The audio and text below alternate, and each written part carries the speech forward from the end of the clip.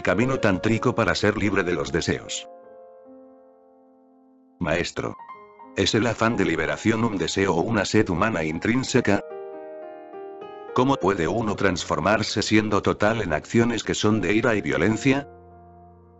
¿Puedes decirnos algo sobre la cualidad del dormir de un iluminado? Que el afán de liberación o samadhi es también una tensión y una barrera, pero no es cierto que no es un deseo sino una aspiración. La sed intrínseca del ser humano. Debes comprender qué significa el deseo, y las religiones te han confundido mucho al respecto. Si deseas algo del mundo, lo llaman deseo. Si deseas algo del otro mundo, le dan un nombre diferente. Esto es absurdo. El deseo es el deseo. Da igual cuál sea el objeto del deseo.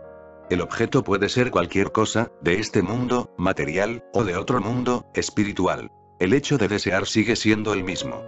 Todo deseo es una atadura. Incluso si deseas a Dios, es una atadura. Incluso si deseas la liberación, es una atadura.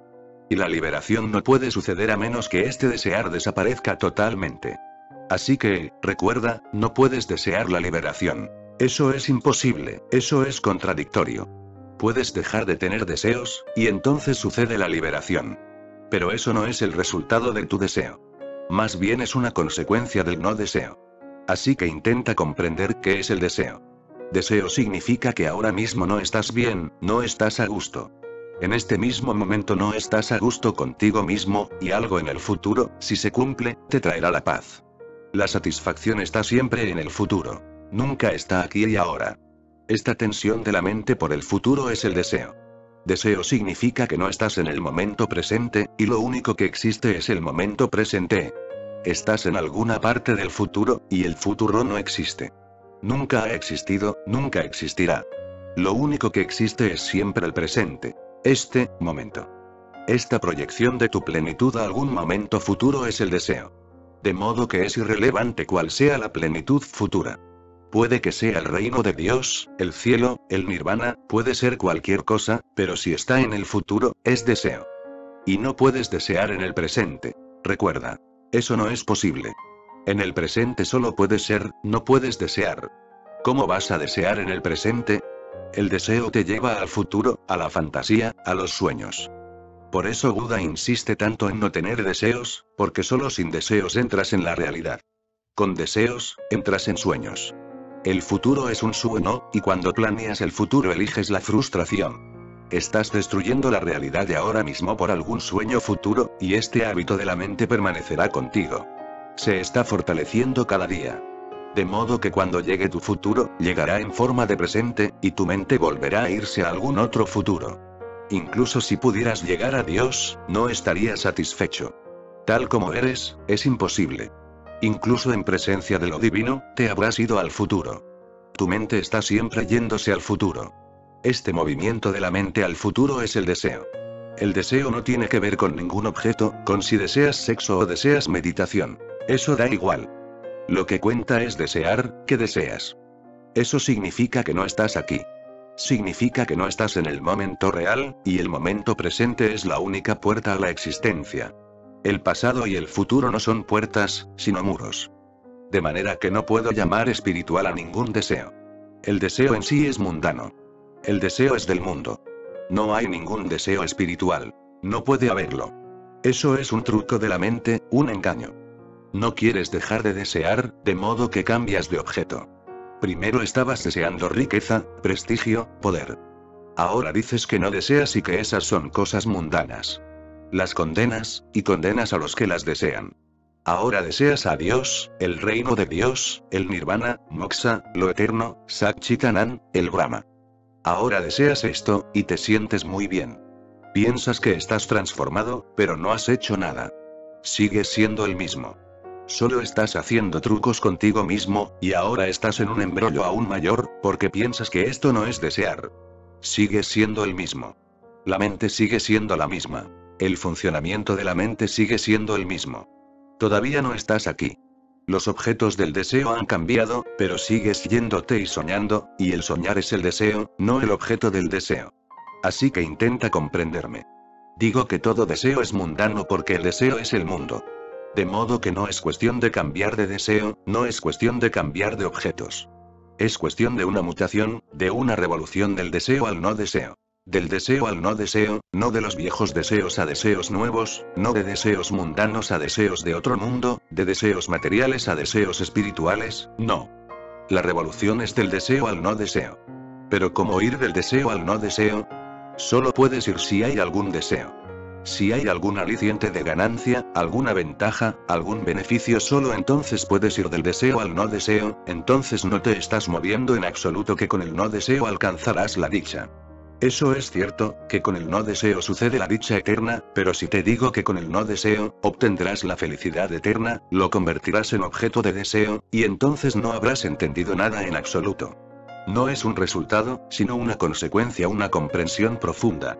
De modo que trata de comprender que con deseo hay desdicha, no pienses que ya lo sabes. No lo sabes. De lo contrario, ¿cómo es que entras en el deseo? Todavía no has tomado conciencia de que el deseo es desdicha, el deseo es el infierno. Sé consciente. Cuando desees algo, sé consciente. Entonces entra en el deseo con completa alerta, y entonces llega el infierno. Todo deseo conduce a la desdicha, se satisfaga o no. Si se satisface, llega antes. Si no se satisface, tarda más. Pero todo deseo conduce a la desdicha. Estate alerta a todo el proceso, y muévete. No hay prisa, porque no se puede hacer nada deprisa, y el crecimiento espiritual no es posible con cosas. Muévete lentamente, pacientemente. En cada deseo y luego observa cómo cada deseo se convierte en una puerta al infierno. Si permaneces alerta, tarde o temprano te darás cuenta de que el deseo es el infierno. En el momento en que se toma conciencia, no habrá deseo. De pronto, los deseos desaparecerán, y estarás en un estado de no deseo. No digo ausencia de deseo, simplemente no deseo. No puedes practicarlo. Recuerda. Solo los deseos pueden ser practicados. ¿Cómo vas a practicar el no deseo? No puedes practicarlo. Solo puedes practicar los deseos. Pero si estás alerta tomarás conciencia de que llevan a la desdicha, cuando cada deseo lleva a la desdicha, cuando esto se vuelve una toma de conciencia para, no una mera opinión y conocimiento, sino el hecho de que has tomado conciencia, desear desaparece, se vuelve imposible. ¿Cómo vas a llevarte a ti mismo a la desdicha? Siempre estás llevándote a la felicidad, pensando que lo estás haciendo, y estás siempre entrando en la desdicha. Esto ha estado sucediendo durante vidas y vidas. Siempre piensas que esto o aquello es la puerta al cielo, y cuando has entrado te has dado cuenta de que es el infierno. Y esto ha sido así sin excepción. Siempre es así. Entra con atención en cada deseo, y deja que cada deseo te lleve a la desdicha. Entonces, de pronto, un día te sucederá la madurez, te sucederá esta madurez. Te darás cuenta de que todo deseo es desdicha. En el momento en que te das cuenta de ello, dejas de desear. Ya no hay necesidad de hacer nada. Simplemente, los deseos cesan, se desvanecen, y estás en un estado de no deseo. En ese no deseo está el nirvana, está la dicha perfecta, absoluta. Puedes llamarla Dios, el reino de Dios o lo que quieras llamarla, pero recuerda bien que no es un resultado de tus deseos. Es una consecuencia de no desear, y no desear no puede ser practicado. Los que practican no desear se están engañando a sí mismos. Hay muchos por todo el mundo, bhikkhus, sannyasins, que están practicando no desear. No puedes practicar no desear. Ninguna cosa negativa puede ser practicada. Por debajo, están deseando, están anhelando a Dios. La paz que sucederá, la dicha que les está esperando en algún momento futuro más allá de la muerte. Están deseando. Solo que llaman a su deseo espiritual. Puedes engañarte a ti mismo muy fácilmente. Las palabras son muy engañosas y puedes racionalizar. A un veneno lo llamas ambrosía, y cuando lo llamas ambrosía, parece ambrosía. Las palabras hipnotizan. Eso es una cosa. Pero esta percepción, esta toma de conciencia de que el deseo es desdicha, debe ser tuya. Mary Stevens ha escrito en alguna parte que estaba de visita en casa de una amiga, y la hija de su amiga era ciega. Mary Stevens estaba muy asombrada, porque la niña decía cosas como: es feo, no me gusta, y el color de este vestido es muy bonito. Como era ciega, Mary Stevens le preguntó: ¿cómo notas que alguien es feo y que un color es bonito? La niña dijo: mis hermanas me lo dicen, esto es conocimiento. Buda ha dicho que el deseo es desdicha y tú sigues repitiéndolo. Esto es conocimiento, y tú nunca has visto que el deseo es desdicha. Simplemente le has oído a Buda. Esto no sirve. Simplemente estás desperdiciando tu vida y la oportunidad. Tu propia experiencia puede transformarte. Ninguna otra cosa transfiere. El conocimiento no puede ser prestado. Si es prestado, es falso. Parece conocimiento, pero no lo es. ¿Pero por qué seguimos a un Buda o a un Jesús? ¿Por qué? Debido a nuestra avaricia. Miramos los ojos de Buda y están tan llenos de paz que surge la avaricia, surge el deseo de lograr eso. Buda es muy dichoso. En éxtasis en todo momento. Surge un deseo de ser como Buda. Nosotros también deseamos semejantes estados. Entonces seguimos preguntando cómo consiguió esto Buda, cómo sucede. El cómo crea muchos problemas, porque entonces Buda dirá que sucede en el no deseo. Y tiene razón, ha sucedido en el no deseo. Pero cuando oímos que sucede en el no deseo, empezamos a practicar el no deseo, empezamos a dejar los deseos, y todo el esfuerzo es un deseo de ser como Buda. Buda no estaba intentando ser como otra persona. No estaba pidiendo ser un Buda. Simplemente estaba intentando comprender su propia desdicha, y cuanto más comprensión tuvo, más desapareció la desdicha. Entonces, un día llegó a comprender que el deseo es veneno. Si tienes deseo, eres víctima de él. Ahora no hay ninguna posibilidad de que seas feliz alguna vez. Solo puedes tener esperanza y frustración. Luego más esperanza y más frustración. Este será tu círculo. Y cuando estás más frustrado, tienes más esperanza, porque ese es el único consuelo. Sigues yéndote al futuro porque en el presente siempre tienes frustración, y la frustración llega debido a tu pasado. En el pasado, este presente era el futuro, y tú tenías puesta tu esperanza en él. Ahora es una frustración. Entonces vuelves a poner la esperanza en el futuro, y cuando se vuelva presente, volverás a frustrarte. Entonces volverás a tener esperanza. Entonces, más frustración, más esperanza, y con más esperanza, aún más frustración. Es un círculo vicioso. Esto es la rueda del samsara. Pero ningún Buda puede darte sus propios ojos. Y es bueno que no pueda dártelos. De lo contrario, seguirás siendo falso siempre, eternamente.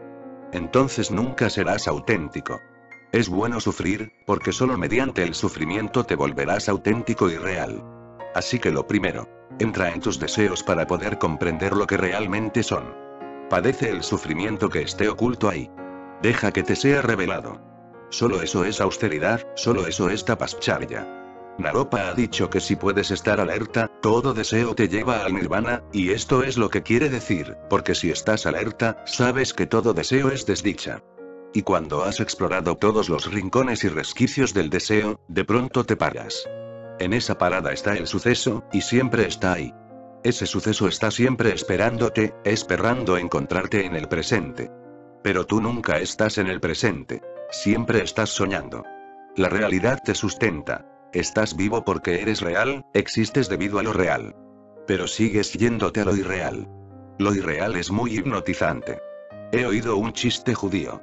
Dos viejos amigos se encontraron después de muchísimos años. Entonces un amigo le dijo al otro: no te he visto en 25 años. ¿Cómo está tu chico, tu hijo Harry? El otro dijo: eso es un hijo. Es un gran poeta. En todo el país se oye su voz, se cantan sus canciones, y los que entienden de poesía dicen que tarde o temprano le darán el premio Nobel. El otro amigo dijo: y maravilloso. Y hablan de tu segundo hijo, Benji. ¿Cómo está? El amigo dijo: estoy muy contento con mi segundo hijo. Es un líder, un gran líder político.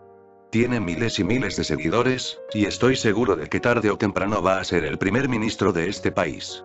Entonces el amigo dijo: caray. ¡Qué afortunado eres! ¿Y qué hay de tu tercer hijo, Ichie? El padre se puso muy triste y dijo: Ichie. Ichie no ha cambiado. Es sastre. Pero te aseguro que si no fuera por Ichie estaríamos todos muriéndonos de hambre. Pero el padre estaba triste porque Ichie es solo un sastre. Y el poeta y el gran político, el gran líder, son sueños. Ichie es la realidad, el sastre. Pero si no fuera por Ichie, estaríamos todos muriéndonos de hambre, dijo. No podrías existir si no fuera por este momento. Eso es real. Pero nunca estás contento con él. Eres feliz en tus sueños del futuro sobre el premio Nobel, primeros ministros, ahora mismo, Ichie, es solo sastre. Tu realidad está donde estás enraizado. Tus sueños no son tu base. Son falsos. Acepta tu realidad en el momento presente. Percíbela, afróntala sea la que sea, y no dejes que la mente se vaya al futuro. El futuro es deseo. Si puedes estar aquí y ahora, eres un Buda. Si no puedes estar aquí y ahora, entonces todo es solo un sueño. Y tendrás que volver, porque los sueños no pueden llevarte a ninguna parte. Solo pueden llevarte a la esperanza y la frustración, pero nada real sucede mediante ellos. Pero recuerda lo que dije de que no puedes imitar. Tendrás que pasar por el sufrimiento. El sufrimiento es el camino. Te purifica, te pone alerta, te hace consciente. Cuando más consciente eres, menos lleno de deseos estás. Si eres perfectamente consciente, no sucede ningún deseo, y la meditación no es otra cosa que consciencia perfecta. Maestro.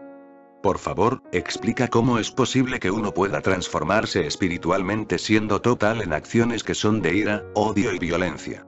Sí, puedes transformarte totalmente mediante la ira, mediante el odio, mediante la violencia. Y no hay otra manera, porque existes en la violencia, en la ira, en la avaricia, en la pasión. Donde existes, solo ahí, comienza el camino. No te diré que crees no avaricia contra tu avaricia. Te diré que seas avaricioso totalmente, pero con total alerta mental. Que seas violento, que te enfades, pero que seas total para que sufras totalmente, para que percibas todo su veneno. Tienes que pasar por el fuego. Nadie más puede pasar por ti. No es posible ningún representante. Tendrás que pasar por ello, y siempre piensas que lo hará algún otro. Los cristianos siguen pensando que hay salvación a través de Jesús. Aún no ha sucedido. El mundo sigue igual.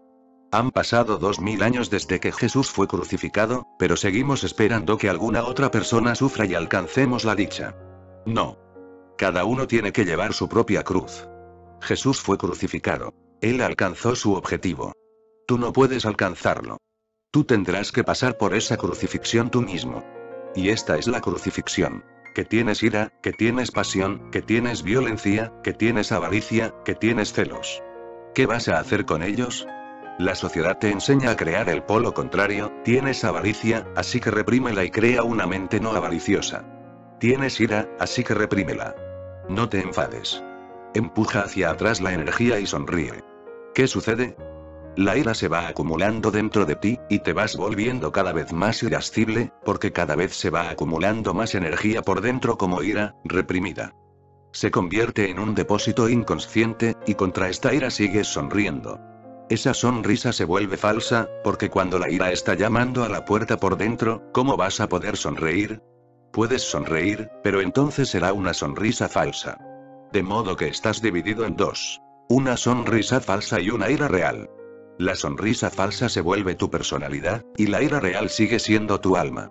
Estás dividido contra ti mismo, y habrá una lucha constante. Y no puedes ser feliz con la sonrisa falsa. No engañas a nadie. No puedes ser feliz con una ira real escondida detrás y tratando siempre de salir. Una sonrisa falsa y una ira real. Esta es la situación. Todo lo que es bueno es falso y todo lo que es malo es real. Lo real lo llevas dentro y lo falso lo muestras por fuera. Esto es esquizofrénico, y todo hombre se ha vuelto esquizofrénico, dividido. No solo dividido, sino luchando constantemente consigo mismo. Toda la vida y la energía se malgasta y se disipa en esta lucha. Y la lucha es estúpida, pero esto es lo que está sucediendo. Lo que estoy sugiriendo es que no crees ninguna falsedad en torno a ti. Lo falso nunca te llevará a lo real. Lo falso te llevará a más falsedad. No hagas lo falso, y permite que lo real se exprese totalmente. Cuando digo esto, puede que te asustes, porque tienes violencia y puede que quieras matar a alguien. Así que quiero decir que vayas y mates. No. Medita con ello. Cierra tu habitación y deja que llegue tu violencia. Puedes expresarla con una almohada, con una foto, con cualquier cosa. No hay necesidad de ir a matar a alguien, porque eso no va a ayudar. Eso creará más problemas y una cadena. En la almohada, escribe el nombre de tu enemigo o de tu amigo, y recuerda. Estamos más furiosos con nuestros amigos que con nuestros enemigos. Pon una foto de tu mujer o de tu marido sobre una almohada, y saca tu violencia. Golpea la almohada, mata la almohada, y haz todo lo que te surja. Y no tengas la sensación de que estás haciendo algo estúpido. Esto es lo que quieres hacer con el objeto real, y eso será más estúpido. No pienses que esto es una tontería. Así es como eres. Eres tonto, y no puedes cambiarlo con solo reprimirlo. Mira esta tontería, ve que así es como eres. Permítete una expresión total. Manifiéstalo todo en acción. Y si puede ser real, tomarás conciencia. Por primera vez de la ira, de la violencia que hay escondida dentro de ti. Eres un volcán, y esto puede hacer erupción de ti en cualquier momento. En cualquier situación, el volcán puede hacer erupción. Está haciendo erupción todos los días. Alguien mata a alguien, y solo un día antes era tan normal como tú. Nadie había sospechado nunca que iba a ser un asesino. Nadie sospecha de ti, y has tenido tantos pensamientos de asesinar en tu mente, lo has pensado, lo has planeado muchas veces. Has tenido la idea de asesinar a alguien o de matarte a ti mismo. Te ha sucedido si no eres absolutamente idiota. Los psicólogos dicen que un hombre inteligente está abocado a pensar en suicidarse al menos 10 veces en su vida, al menos 10 veces. Y piensas 10.000 veces en asesinar a alguien. Nunca lo haces. Eso es otra cosa. Pero puedes hacerlo. La posibilidad siempre está ahí. Haz de tu ira un acto total en la meditación, y entonces ve qué sucede. Notarás que llega de todo tu cuerpo. Si lo permites, entonces cada una de las células de tu cuerpo estará en ello. Cada poro, cada fibra de tu cuerpo se volverá violenta. Todo tu cuerpo estará en una situación loca. Te volverás loco, pero permítelo, y no te refrenes.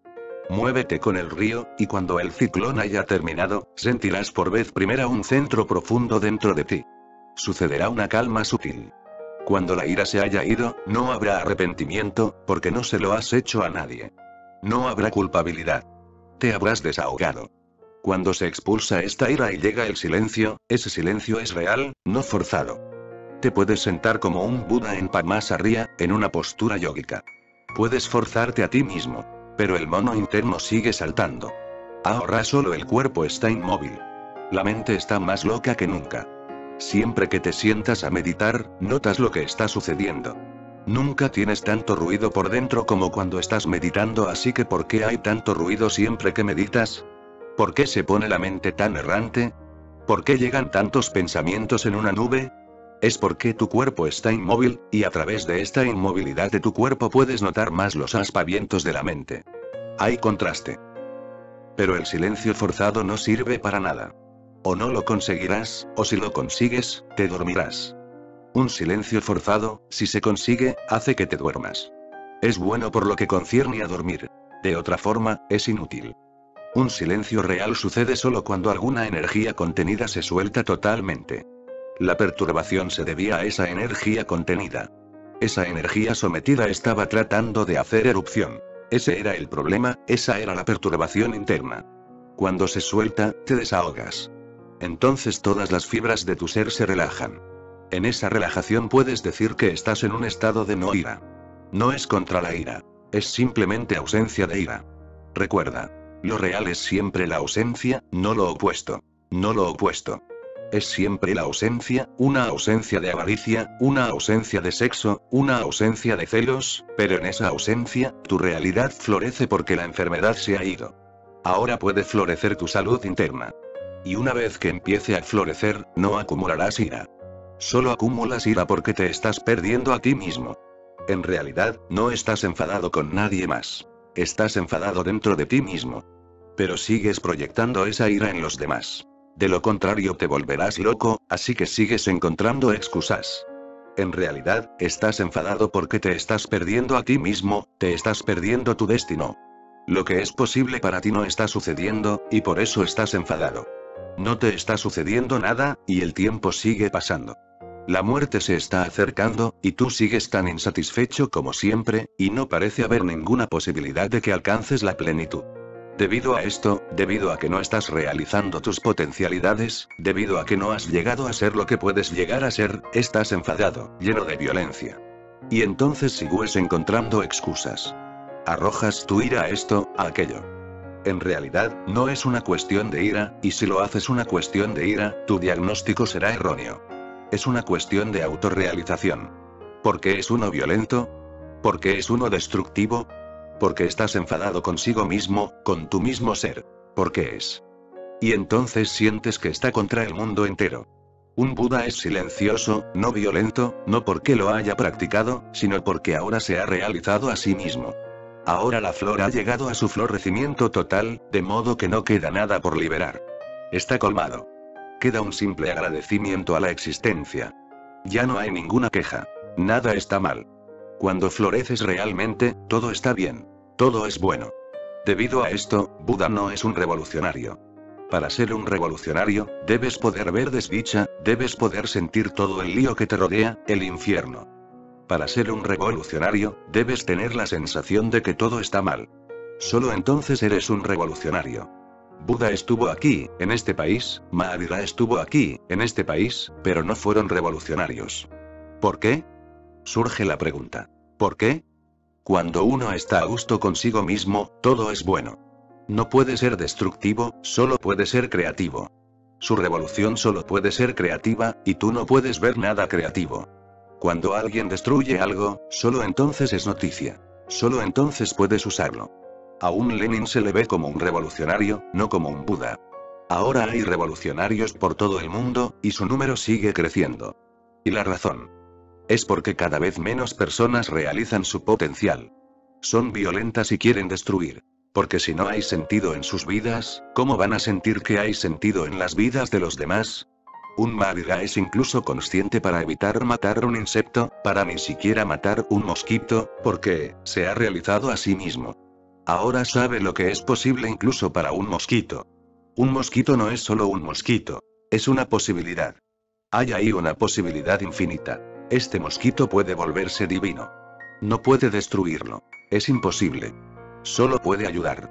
Lo único que le interesa es cómo ayudar a que el potencial se vuelva real. Sois solo semillas. Hay un gran destino oculto, pero nada está siendo realizado. El potencial está siendo desaprovechado. La semilla sigue siendo una semilla. Sentís ira. La generación moderna está mucho más enfadada que las viejas generaciones, porque hay más conciencia de la posibilidad y menos realización. Ahora la nueva generación sabe que es posible, mucho más que la vieja generación. Esta generación sabe que muchas cosas son posibles. Pero no está sucediendo nada, y nada se está realizando, de modo que hay más frustración. Si no puedes ser creativo, al menos puedes ser destructivo. Notas tu poder siendo destructivo. La ira, la violencia, son fuerzas destructivas. Están presentes porque no lo está la creatividad. No estés en contra de ellas. Mejor, ayúdalas a salir. No las reprimas. Deja que se evaporen de ti. Entonces, lo que piensas que es lo opuesto está presente. Cuando se hayan evaporado, de pronto, te darás cuenta de que hay silencio, de que hay amor, de que hay compasión. No tienen que ser cultivados. Son solo como un riachuelo oculto en las rocas. Retiras las rocas y el riachuelo empieza a fluir. El riachuelo no está en contra de las rocas, no es lo opuesto de las rocas. Con solo la ausencia de las rocas, sucede la abertura y el riachuelo comienza a fluir. El amor está en ti como un riachuelo, la ira está en ti como una roca. Retírala. Pero sigues forzándola a que se quede dentro, cada vez más dentro. Entonces estás forzando también al riachuelo a ir cada vez más dentro. Tira esta roca. No hay necesidad de golpear a nadie con ella. ¿Quieres golpear a alguien porque no sabes cómo tirarla sin golpear a nadie? Esto es lo que estoy enseñando. A tirarla sin golpear a nadie. No es necesario golpear a nadie. Y si puedes tirar esta roca sin golpear a nadie, todos se beneficiarán con ello. Puede que no estés tirándola a la cabeza de nadie, pero esta va siempre ahí y los demás lo notan. Cuando estás enfadado, independientemente de cómo la reprimas, tu ira se nota. Vibras en ella. Hay una tristeza sutil en torno a ti. Todo el mundo se da cuenta de que ha entrado alguna enfermedad. Todo el mundo quiere dejarte. Te vuelves repulsivo. Tu actitud misma te da un mal olor. Puede que no seas consciente, pero los bioquímicos dicen que cuando alguien está enamorado o enfadado o en un estado sexual, se desprenden del cuerpo olores distintos. Realmente, no metafóricamente. Cuando estás enfadado, emana de tu cuerpo un mal olor. Cuando estás enamorado, la cualidad es diferente. En la pasión sexual, se desprende un olor diferente. Los animales se sienten atraídos por el olor. Porque cuando la hembra está dispuesta, se desprende un olor sutil de sus glándulas sexuales y el macho se siente atraído. Sin ese olor, la hembra no está lista. Por eso ves a los perros oliéndose. Pueden oler el sexo. Si estás sexual, tú también estás emanando un olor sutil. Si estás enfadado, también entonces, porque se desprenden sustancias químicas diferentes en el sistema sanguíneo. Puede que nadie lo note conscientemente, pero inconscientemente todo el mundo lo nota. Eres una carga, repulsivo, destructivo. Expulsa este veneno de tu sistema. Así que recuerda esto. Es bueno expulsarlo en un espacio vacío. Y el cielo es lo suficientemente grande. No te lo devolverá. Simplemente lo absorberá, y te habrás desahogado. Así que hazlo todo meditativa y totalmente, incluso la ira, incluso la violencia, incluso el sexo. Es fácil concebir cómo estar enfadado a solas, pero también puedes crear una orgía sexual a solas meditativamente. Y tu cualidad será diferente después de eso. Cuando estés a solas, cierra tu habitación y haz como si estuvieras entrando en el acto sexual. Deja que todo tu cuerpo se mueva. Salta y grita. Haz todo lo que tengas ganas de hacer. Hazlo totalmente. Olvídate de todo. De las inhibiciones sociales, etc. Entra en el acto sexual a solas meditativamente, pero pon toda tu sexualidad en ello. Con la otra persona, la sociedad siempre está presente, porque la otra persona está presente. Y es muy difícil estar en un estado de amor profundo tal que te sientas como si la otra persona no estuviera presente. Solo en un estado de amor muy profundo, en una intimidad muy profunda, es posible estar con tu amante o amada como si él o ella no estuviera. Esto es lo que significa la intimidad. Que estás como si estuvieras solo, sin miedo al otro, estando tu amante o amada en la habitación. Entonces puedes entrar en el acto sexual totalmente. De lo contrario, el otro es siempre una presencia cohibidora. La otra persona te está mirando.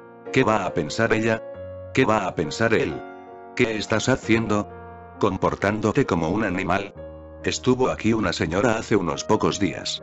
Vino a quejarse de su marido. Dijo: no puedo soportarlo. Siempre que me ama, empieza a comportarse como un animal. Cuando el otro está presente, el otro te está mirando. ¿Qué estás haciendo?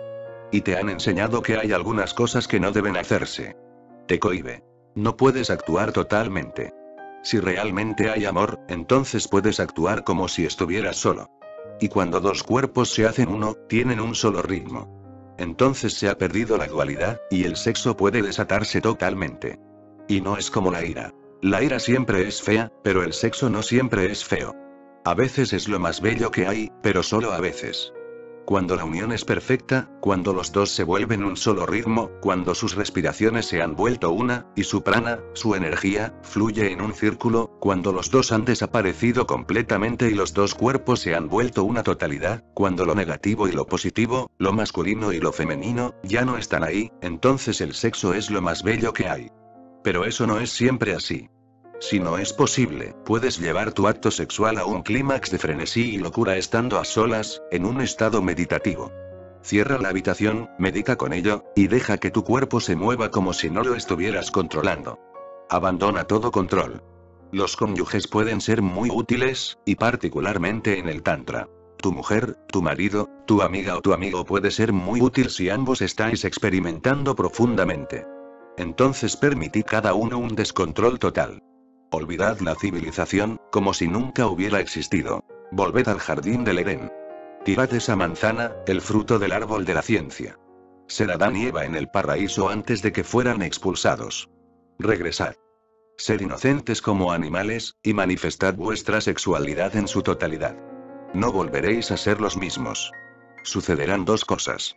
La sexualidad desaparecerá. Puede que el sexo permanezca, pero la sexualidad desaparecerá completamente. Y cuando no hay sexualidad, el sexo es divino. Cuando no hay ansia cerebral, cuando no estás pensando en ello, cuando se ha vuelto una simple participación, un acto total, un movimiento de todo tu ser, no solo de la mente, es divino. Primero desaparecerá la sexualidad, y luego puede que también desaparezca el sexo, porque una vez que conoces su núcleo más profundo, puedes alcanzar ese núcleo sin sexo. Pero no has conocido ese núcleo más profundo, así que ¿cómo vas a alcanzarlo? El primer vislumbre llega mediante el sexo total. Una vez que lo conoces, el camino se puede recorrer también de otras maneras. Simplemente mirando una flor puedes estar en el mismo éxtasis en el que estás cuando te unes con tu pareja en un clímax. Simplemente mirando las estrellas puedes entrar en él. Una vez que conoces el camino, sabes que está dentro de ti. Tu pareja solo te ayuda a conocerlo, y tú le ayudas a conocerlo. Y está dentro de ti. El otro era solo una provocación. El otro era solo un desafío para ayudarte a conocer algo que siempre estuvo dentro de ti. Y esto es lo que está sucediendo entre un maestro y un discípulo. El maestro solo puede ser un desafío para ti, para mostrar lo que siempre ha estado oculto en ti. El maestro no te está dando nada. No puede dar. No hay nada que dar. Y todo lo que se puede dar no merece la pena, porque será solo una cosa. Lo que no puede darse, sino que solo puede provocarse, merece la pena. Un maestro solo está provocándote. Te desafía para ayudarte a llegar a un punto en el que puedas caer en la cuenta de algo que ya está ahí. Una vez que conoces eso, no hay necesidad de un maestro.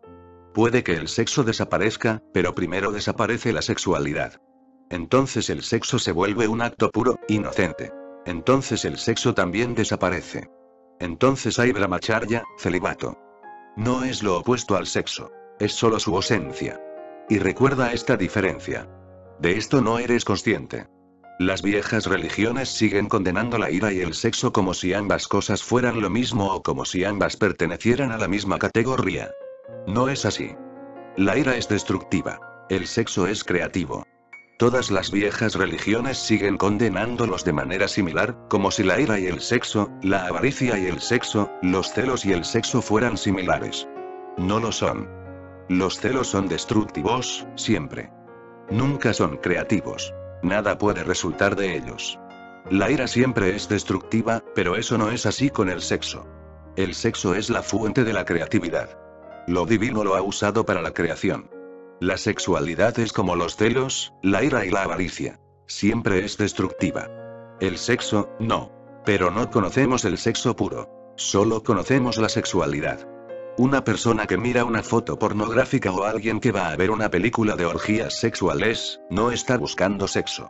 Está buscando sexualidad.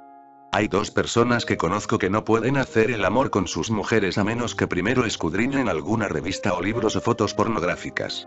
Cuando ven estas imágenes, se excitan. La esposa real no es nada para ellos. Una foto, un desnudo, les resulta más excitante. Esa excitación no está en el vientre. Esa excitación está en la mente, en la cabeza. El sexo transferido a la cabeza es sexualidad. Pensar en ello es sexualidad. Vivirlo es otra cosa, y si puedes vivirlo, puedes trascenderlo. Cualquier cosa vivida totalmente te lleva más allá. Así que no le tengas miedo a nada. Vívelo. Si piensas que es destructivo para los demás, entra en ello a solas, no lo hagas con otros. Si piensas que es creativo, entonces encuentra un compañero, encuentra un amigo. Formad una pareja, y entrad en ello totalmente. Si todavía notas que la presencia del otro es cohibidora, entonces puedes hacerlo a solas. Maestro. ¿Sueña alguna vez una persona iluminada? ¿Puedes decirnos algo sobre la cualidad y la naturaleza del dormir de una persona iluminada? No, una persona iluminada no puede soñar. Y si te gustan mucho los sueños, no te ilumines. Y cuidado. Soñar forma parte de dormir. Lo primero es que para que suceda el sueño tienes que dormirte. Para tener sueños corrientes, tienes que dormirte. Dormido te vuelves inconsciente. Cuando estás inconsciente, pueden suceder los sueños. Solo suceden cuando estás inconsciente. Una persona iluminada está consciente incluso dormida. No puede volverse inconsciente. Incluso si le das un anestésico. Cloroformo o algo por el estilo, solo su periferia se duerme. Él permanece consciente. Su conciencia permanece consciente. Krishna dice en el Gita que mientras todos están dormidos, el yogi está despierto. No es que los yogis no se vayan a dormir por la noche, ellos también duermen, pero su dormir tiene una cualidad diferente. Solo sus cuerpos duermen, entonces su dormir es bello. Es un descanso. Tu dormir no es un descanso. Puede incluso que sea un gran esfuerzo, y puede que por la mañana te sientas más exhausto de lo que te sentías por la noche. Toda la noche durmiendo y por la mañana te sientes más exhausto, ¿qué está pasando? Y eres un milagro. Pasaste toda la noche en una agitación interna. Tu cuerpo no estuvo en reposo porque la mente estaba muy activa. Y la actividad de la mente supone necesariamente un gran esfuerzo para el cuerpo, porque sin el cuerpo, la mente no puede actuar. La actividad de la mente significa una actividad paralela para el cuerpo, de modo que durante toda la noche tu cuerpo está moviéndose y está activo. Es por eso por lo que te sientes más cansado por la mañana. ¿Qué significa que alguien se ilumina? Significa una cosa. Ahora es perfectamente consciente independientemente de lo que pase por su mente, él es consciente. Y en el momento en que eres consciente, ciertas cosas cesan completamente. Cesan solo mediante la consciencia. Es como si esta habitación estuviera oscura y traes una vela, la oscuridad desaparecerá.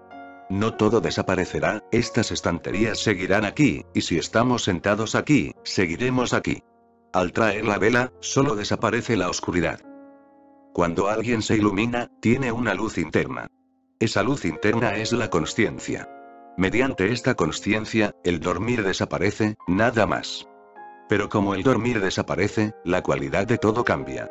Ahora, todo lo que vaya a hacer lo hará en su alerta perfecta, y lo que necesita la inconsciencia, como requisito previo ahora se vuelve imposible.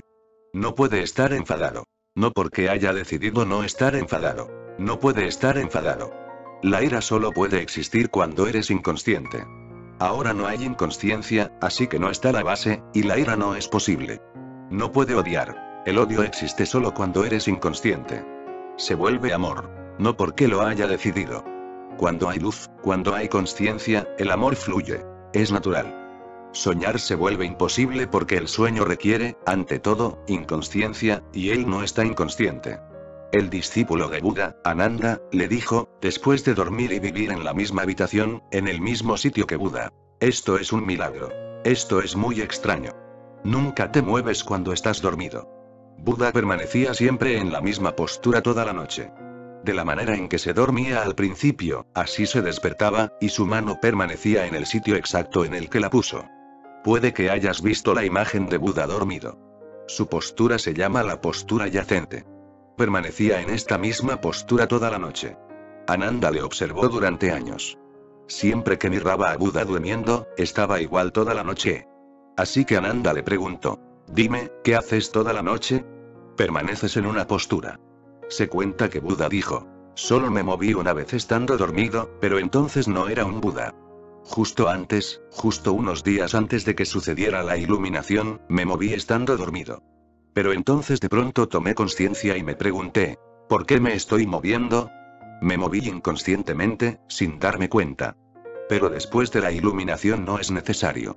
Si quiero, me puedo mover, pero no es necesario. Y el cuerpo está tan relajado. La consciencia penetra incluso en el dormir.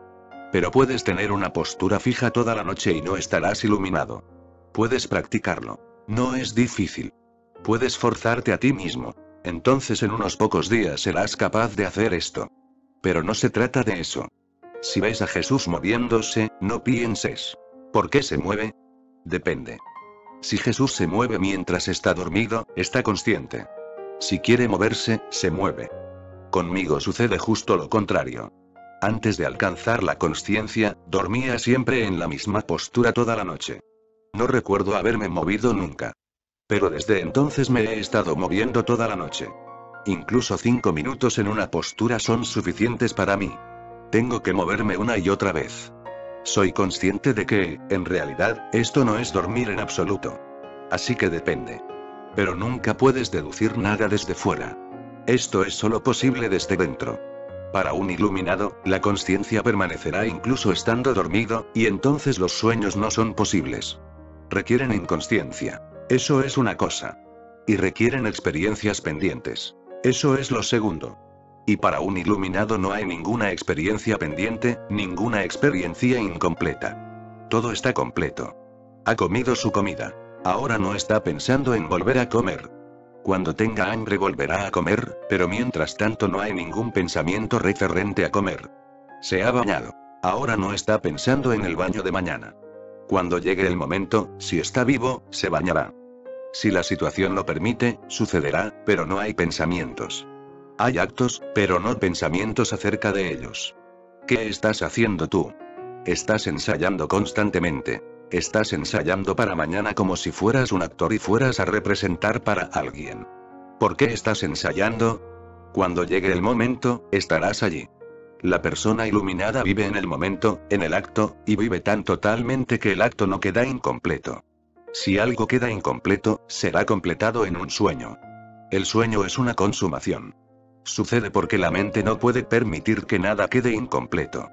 Si algo está incompleto, hay un desasosiego interno. Se pregunta cómo completarlo. Entonces lo completas en un sueño, y te quedas tranquilo. Incluso si se completa en un sueño, para la mente es una relajación. ¿Qué estás soñando? Simplemente estás completando tus actos incompletos, que no pudiste completar durante el día. Durante el día puede que hayas deseado besar a una mujer, y no pudiste hacerlo. Ahora la besarás en tus sueños, y tu mente se sentirá relajada. Se liberará bastante tensión. Tu soñar no es otra cosa que tu estado incompleto, y una persona iluminada está completa. Independientemente de lo que esté haciendo, lo está haciendo tan plenamente, tan totalmente, que no queda nada pendiente. No hay ninguna necesidad de soñar. Soñar por la noche cesará y pensar durante el día cesará. No es que se vuelva incapaz de pensar. Puede pensar si lo necesita. Si le haces una pregunta, pensará inmediatamente, pero no es necesario ningún ensayo. Tú piensas primero y luego respondes, pero su respuesta es su pensamiento. Él piensa y responde. Eso tampoco está bien dicho, porque, en realidad, no hay ningún intervalo. Es simultáneo.